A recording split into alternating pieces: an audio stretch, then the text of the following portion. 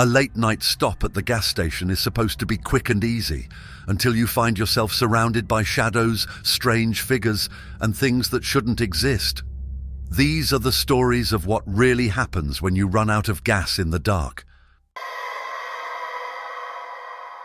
It started with a dimly lit road, the kind where even the stars seem to disappear above you. My gas gauge blinked a warning, the tiny orange light burning like a miniature flare on the dashboard. I wasn't panicking, yet. According to the GPS, the next exit was just a mile away, and the small icon of a gas pump gave me a flicker of hope. When I finally reached the exit, I felt a wave of relief. A lone gas station stood ahead, its fluorescent lights flickering erratically. It was the kind of place you wouldn't stop at unless you had no other choice. And that night, I didn't. The moment I pulled in, I saw it. A car parked near the farthest pump. It was an older sedan, paint peeling under the glow of the dim lights. I didn't think much of it at first. Maybe the driver was just taking a break, but as I parked and stepped out of my car, I realized something was off. The driver wasn't moving. They were slumped in the driver's seat, their face obscured by shadows. No phone light, no music, no sign of life. They didn't even turn their head when my car's headlights swept across them. I felt a prickle of unease but shrugged it off. Maybe they'd fallen asleep. I walked to the pump and began the usual routine. Credit card in, nozzle out, pump engaged. The station was eerily quiet, the kind of silence that makes your ears strain for any sound. I glanced back at the car. The figure hadn't moved. That's when I heard it. A faint tapping sound, almost like knuckles lightly rapping on a window. I froze, my hand tightening around the gas nozzle. The sound seemed to echo in the stillness, coming from somewhere behind me. Slowly, I turned my head. Nothing. The gas station was empty apart from my car and the sedan. The tapping stopped as suddenly as it had started. I told myself it was just my imagination. Stress and exhaustion playing tricks on me. But as I started pumping gas again, the sound returned. Closer this time. I spun around, my heart pounding. The parked car's headlights flickered once, then went dark. A split second later, the horn blared, cutting through the silence like a scream. I jumped, nearly dropping the nozzle. My first instinct was to look toward the driver's seat, expecting to see the figure move, but they remained perfectly still. Enough was enough. I slammed the nozzle back into the pump and stormed toward the car, adrenaline overriding my fear. "Hey, is this some kind of joke?" I yelled, my voice trembling despite my attempt to sound tough. No response. I hesitated before stepping closer, peering into the window. The driver's seat was empty. My stomach dropped. I backed away slowly, scanning the area. The tapping returned, louder and more insistent now, coming from the direction of my car. My blood turned cold. It was coming from inside. Heart hammering, I approached my car, my fingers fumbling for the keys in my pocket. The tapping stopped as I reached the driver's door. I steeled myself, yanked it open, and swung my phone's flashlight into the back seat. Empty. Relief washed over me, but it was short-lived. A faint whisper grazed my ear, so close it felt like someone was right behind me. "Run!" I didn't look back. I slammed the door shut, jumped into the driver's seat, and sped off, leaving the gas station and the eerie car behind. My hands were shaking, my breathing ragged, but I kept driving.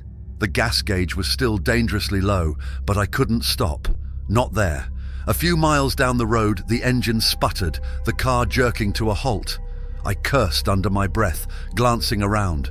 The road was pitch black, the kind of darkness that feels alive. I tried calling for help, but my phone had no signal. As I sat there, stranded, I noticed something in the rearview mirror. A figure walking down the road, slowly, steadily, heading straight for me. I locked the doors, gripping the steering wheel so tightly my knuckles turned white. The figure drew closer, their face hidden in shadow, just like the driver at the gas station. And then I realized they weren't walking, they were gliding. The last thing I heard before the darkness swallowed me was a faint, familiar whisper. "Run." Audience interaction. If you found yourself alone at a gas station at night, would you stay in your car or try to fill up quickly? Let me know in the comments. I was driving cross-country, chasing a deadline I should have planned better for. The sun had long since dipped below the horizon, leaving me alone with the hum of my car and the darkness stretching endlessly ahead. My eyelids were heavy, the caffeine in my system no longer enough to keep me sharp. The gas gauge teetered just above empty, a cruel reminder of my poor planning. Then, like a beacon in the void, I saw it, the soft, flickering glow of neon lights in the distance. "Thank God," I muttered, straightening up in my seat. As I got closer, the lights resolved into the shape of a small gas station, its peeling sign proudly declaring "Haven Stop." The station looked like it had been pulled straight out of the 1950s. The pumps were old-fashioned, the kind with manual dials, and the building itself had a certain charm, if you ignored the grime on the windows and the faint smell of mildew in the air. I pulled in, relieved to finally have a chance to refuel. There was only one other car in the lot, an old, rusted truck that looked like it hadn't moved in years. A man in a grease-stained uniform stepped out of the station as I got out of my car. "Evening," he called cheerfully. I nodded back, unsure why his overly bright tone put me on edge. "Pump's full service," he said, waving me toward a pump. "Why don't you head inside, stretch your legs? You look like you could use a break." His smile was too wide, his words a little too eager. Still, I was exhausted, and he was right. I could use a moment to breathe. Inside, the station was a perfect time capsule. A jukebox sat in the corner, softly playing a tune I couldn't quite place. The shelves were stocked with products I hadn't seen in years. Glass soda bottles, candy bars in faded wrappers, and cigarette ads that looked like they belonged in a museum. "Make yourself at home," the attendant said from behind me, startling me. I turned to find him standing much closer than I'd realized, his grin unwavering. "Thanks," I muttered, stepping back. The first red flag came when I glanced at the clock on the wall. Its hands were frozen at 2:17. I checked my phone, but the screen was blank. No service, no battery indicator, nothing. "Everything okay?" the attendant asked. I forced a smile. "Yeah, just tired." He nodded, but his eyes lingered on me a little too long. When I walked back outside to check on my car, I noticed the same truck from earlier pulling into the lot again. At first, I thought I was imagining things, but as I watched, the truck parked in the exact same spot, its driver stepping out with the same deliberate movements I'd seen earlier. He wore a wide-brimmed hat that hid his face, and he didn't so much as glance in my direction. The truck idled for a few moments before vanishing back down the road, only to reappear again minutes later, looping through the same routine. I felt my chest tighten. I turned back to the station and saw the attendant watching me through the window. He waved, his grin now stretched so wide it looked painful. The sound of laughter broke the silence. It was faint at first, drifting in from somewhere just beyond the pumps. It grew louder, a chorus of overlapping voices that seemed to echo from every direction, but there was no one else here. I climbed back into my car, heart racing, and turned the key in the ignition. The engine sputtered but didn't start. "Need some help?" the attendant called, already making his way toward me. "No, I'm fine," I said, trying to keep my voice steady. He leaned against the driver's side door, his grin now impossibly wide. His teeth looked wrong, too perfect, too sharp. "You're not going anywhere," he said, his tone cheerful but laced with something far more sinister. "I appreciate the help," I lied, forcing a smile. "Let me just, check something in the trunk." He stepped back, his eyes narrowing slightly. As casually as I could, I got out of the car and walked to the rear, my mind racing. I didn't have a plan. All I knew was that I had to get away from here. When I opened the trunk, I grabbed the tire iron, clutching it tightly. I turned back to find the attendant gone, but I could feel his eyes on me. Somewhere in the distance, the laughter started again, louder this time, more frantic. I climbed back into the car, locked the doors, and tried the engine again. It roared to life. Relief flooded me, but as I pulled out of the lot, I saw the attendant standing in the middle of the road watching me leave. His grin was gone, replaced by a look of pure rage. I didn't slow down, didn't look back until I was miles away. When I finally dared to glance in the rearview mirror, the gas station was gone. The road behind me was empty, as if it had never been there at all. Weeks later, I told a friend about the experience, hoping to get some reassurance that it was all just my overactive imagination. But when I described the location, their face went pale. "There's no gas station on that road," they said quietly. "There hasn't been for decades." Audience interaction. What time is it where you're watching this? Have you ever stopped at a gas station that felt off? Let me know in the comments. I thought I was alone on the road, surrounded by nothing but the hum of my car and the endless black stretch of highway. It was the kind of night where the silence felt too loud, where every shadow on the roadside looked like it might move if you stared long enough. And then I saw her. She appeared suddenly, standing by the side of the highway, frantically waving both arms. Her car was pulled over, hazards blinking weakly in the darkness. My foot hovered over the brake pedal, and my instincts screamed to keep driving. But the sight of her, alone, desperate, tugged at my conscience. I slowed to a stop a few yards ahead of her, rolling down my window just enough to hear her over the idling engine. "Please," she said, her voice trembling. "I just need a ride to the nearest gas station. My phone's dead, and I've been here for hours." She looked normal enough. Young, maybe in her late 20s, dressed in jeans and a jacket. Her dark hair was pulled back, and her face was pale, probably from standing out in the cold. But there was something in her eyes that unsettled me, something too intense, like she'd been staring at something terrifying for far too long. Against my better judgment, I unlocked the passenger door. "Thanks," she said softly as she climbed in. I nodded, trying to convince myself I was doing the right thing. "The nearest station's about 15 minutes down the road." She didn't respond, just nodded and folded her hands tightly in her lap. As we drove, I couldn't help but steal glances at her. She sat unnaturally still, barely blinking, her gaze fixed straight ahead. For the first few minutes we rode in silence, and I tried to shake the growing unease creeping up my spine. "So," I said, breaking the silence, "where are you headed after the gas station?" She turned her head slowly, her eyes meeting mine for the first time. Her expression was calm, but her words felt like ice against my skin. "Do you believe in ghosts?" I let out a nervous laugh, trying to downplay the sudden chill in the air. "Not really, why?" "No reason," she said, turning her gaze back to the road. "I just think they're always closer than we realize." The air in the car felt heavier after that.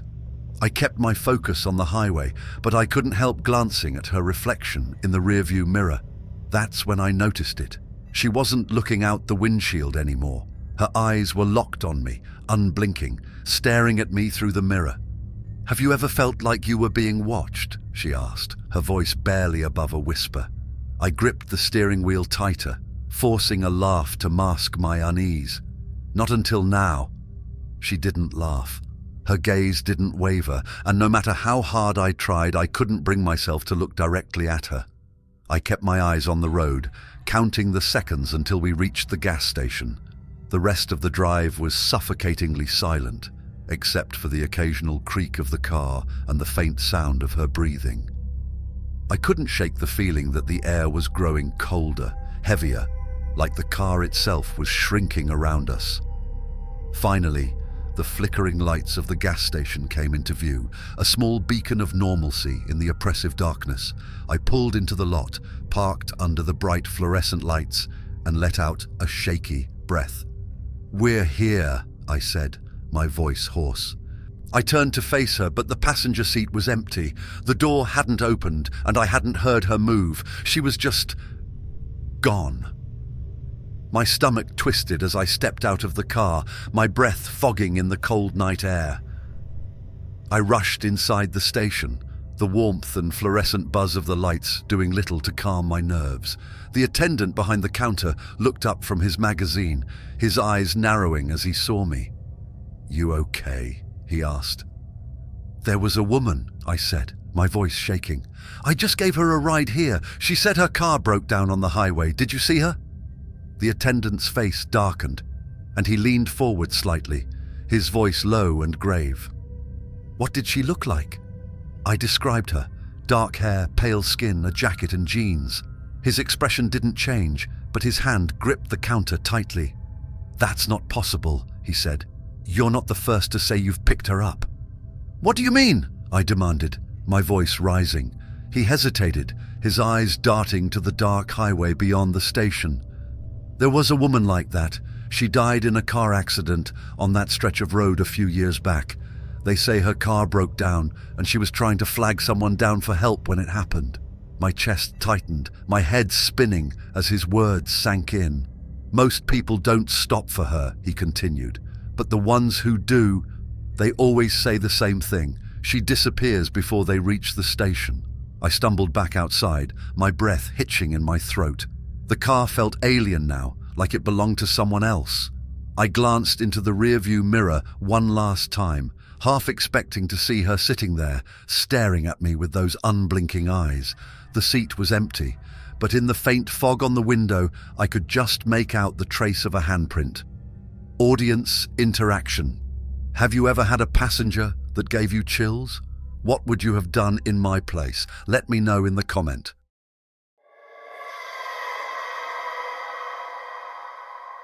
The pumps looked like they hadn't been used in decades.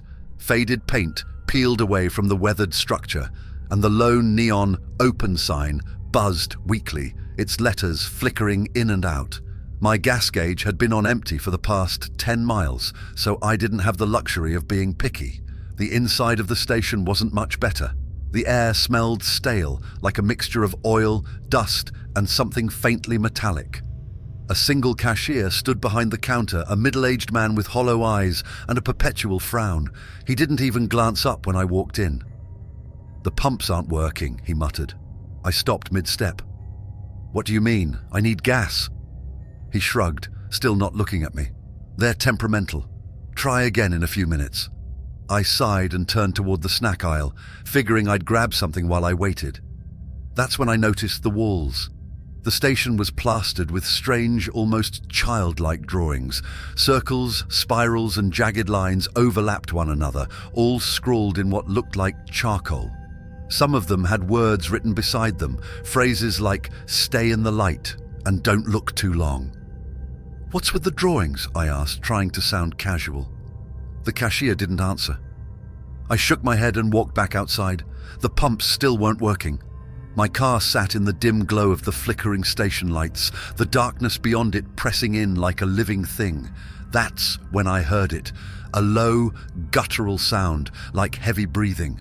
I froze, my eyes darting toward the source of the noise. It was faint, coming from somewhere near the back of the station.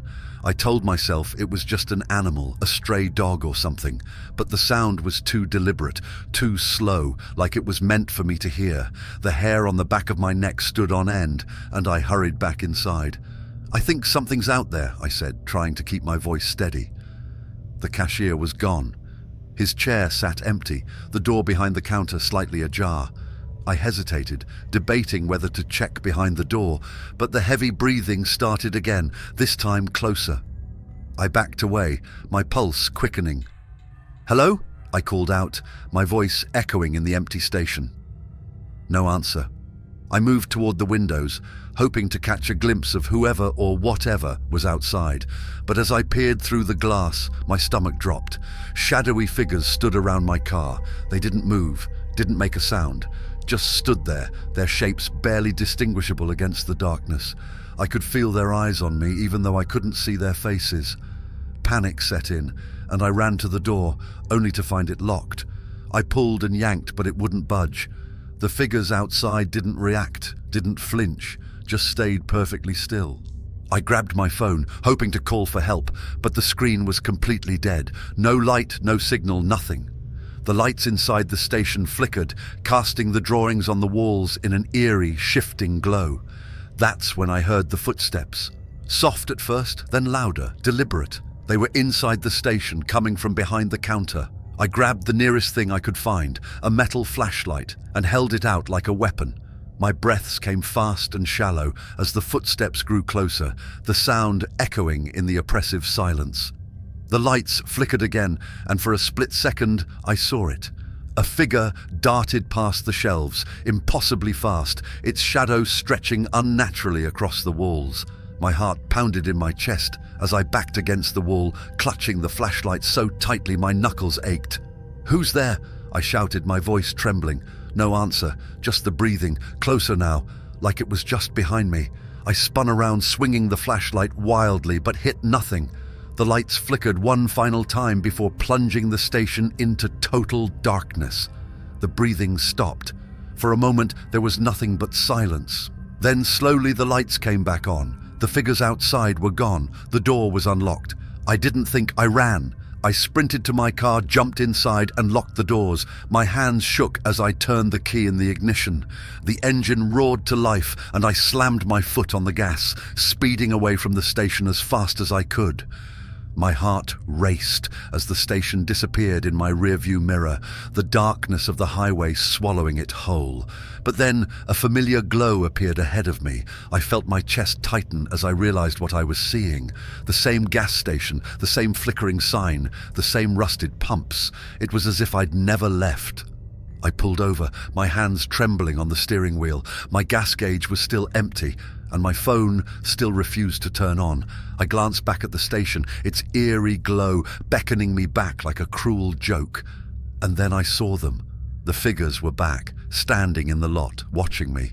I didn't wait to see what would happen next. I floored the gas pedal, driving into the darkness, the gas station shrinking in my rearview mirror.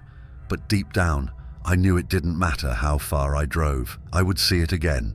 Audience interaction. Have you ever felt like you were being followed? Would you have stayed in the station or made a run for it? Let me know in the comments. CTAs.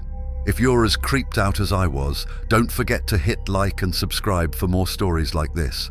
Let me know in the comments. Have you ever run out of gas at night? What happened? I wasn't supposed to be on that road. The storm had forced me off the highway, and the detour was barely a step above a dirt path. Sheets of rain lashed against my windshield, and my wipers struggled to keep up. Visibility was non-existent. My gas gauge blinked on, the warning light an unwelcome guest in the chaos. I tightened my grip on the wheel, squinting through the downpour. After what felt like an eternity, I saw it. A gas station sign glowing faintly in the rain. The sight of it was like a lifeline. I pulled into the lot, relieved to see the lights on despite the storm. The station was small, with a single row of pumps under a battered awning. The building itself was dark except for a dim glow from the cashier's window. I parked under the awning, stepping out into the rain. The air was colder than I expected, and the storm howled around me like a living thing. I hurried to the pump and swiped my card, but the screen flashed an error message. "Great," I muttered, glancing toward the building. A figure stood in the window, watching me. He was tall, his face obscured by shadows. I hesitated, the rain soaking through my jacket as I debated whether to go inside. My need for gas won out over my unease. The door creaked as I stepped into the station. The inside was sparse, the shelves half empty, and the air thick with the smell of damp cardboard. The man behind the counter barely looked up. "Pumps cash only," he said, his voice rough. I dug into my pocket, pulling out a few crumpled bills. As I handed them over, I noticed the man's hands were dirty, grime caked under his nails and smeared across his palms. "Fill it yourself," he said, sliding the money into the till. His eyes lingered on me a moment too long before turning back to the small TV behind him.